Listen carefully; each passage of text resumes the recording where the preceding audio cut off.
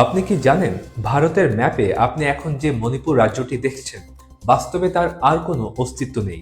হ্যাঁ, কাগজে কলমে এটি একটি রাজ্য হতে পারে, কিন্তু 2026 সালের 4 ফেব্রুয়ারি অর্থাৎ আজ পর্যন্ত সর্বশেষ আপডেট অনুযায়ী মণিপুর কার্যত দুটি আলাদা দেশে পরিণত হয়েছে।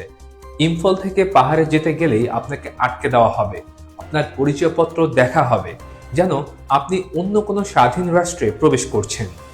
আজ আমরা সেই গোপন সত্যটা জানব, যা ভারতীয় মিডিয়া আপনাকে দেখাচ্ছে না। চলুন জেনে নিই, মণিপুর কি আসলে স্বাধীন হওয়ার পথে? আজকের তারিখটা মনে রাখুন, 4 ফেব্রুয়ারি 2026। ঠিক এক বছর আগে অর্থাৎ 2025-এর 9 ফেব্রুয়ারি প্রবল অনাস্থার মুখে মণিপুরের তৎকালীন মুখ্যমন্ত্রী এন বীরেন সিং পদত্যাগ করতে বাধ্য হন। তারপর থেকে রাজ্যটি সরাসরি রাষ্ট্রপতি শাসনে ছিল। কিন্তু আজ ঠিক 360 দিন পর নাটকীয় মোড় নিয়েছে।